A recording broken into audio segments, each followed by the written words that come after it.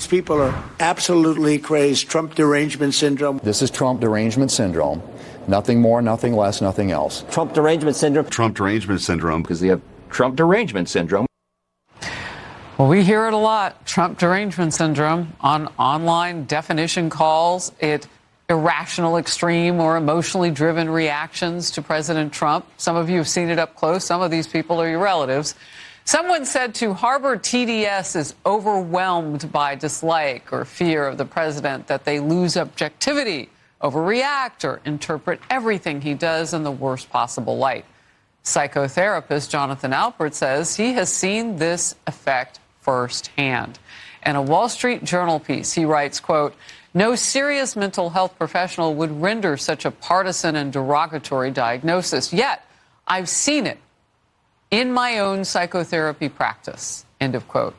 Jonathan is in focus with me now. So first of all, identify it for us. You're in a session and you pick up on what? Well, Harris, it doesn't take long for me to pick up on this. People are obsessed with Trump. They're fixated. They're hyper-fixated on Trump. And they talk about some of the features of this disorder. They can't sleep. They feel traumatized by Mr. Trump. They feel restless. I had one patient who said she couldn't enjoy a vacation because anytime she saw Trump in the news or on her device, she felt triggered. So this is a profound pathology, and I would even go so far as to call it the defining pathology of our time. These people come to you for the things that you described. Can't sleep, traumatized, perhaps depression. I don't want to put words in your mouth. But at first, you are there to treat an illness, a disorder of some kind. And what you figure out is the trigger. Well, and Trump is the trigger for many of these people. And to be that fixated on a figure, on a person, it's simply not healthy. And our country has strayed so far away from where we once were. If you look at in the 80s when President Reagan was shot, people were united. He famously said, "I hope you're all Republicans," to the surgeons. And the response was, "Today, Mr. President, we're all Republicans." But our country has lost that. We've strayed so far from that unity. Mm-hmm. And what do you see? Because you told me off camera, 3/4 of your patient load right now has what you're calling this TDS. Well, 3/4 of my patients will present with a lot of these symptoms, and within probably 5 minutes of seeing me, their hatred for Trump comes up. So if you're that hyper-focused on Trump, that's a real issue, and it's worth being treated. In fact, you recently wrote another piece for the Wall Street Journal. Politics make for bad therapy. When practitioners indulge their own biases, patients can become more anxious and depressed.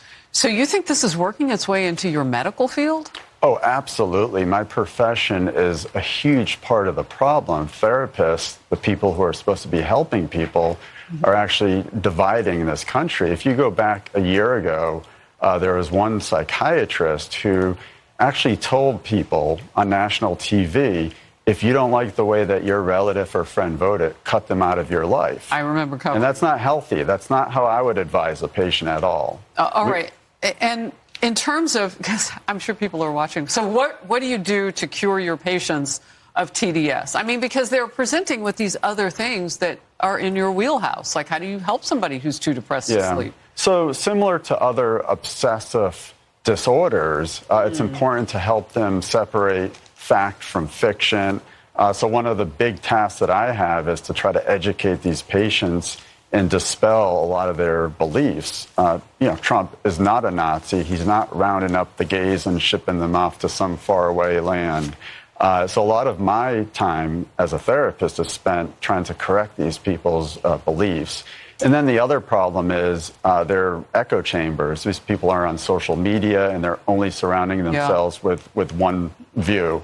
So it's important that they understand the full picture. We have just 5-10 seconds left. Do you worry about people?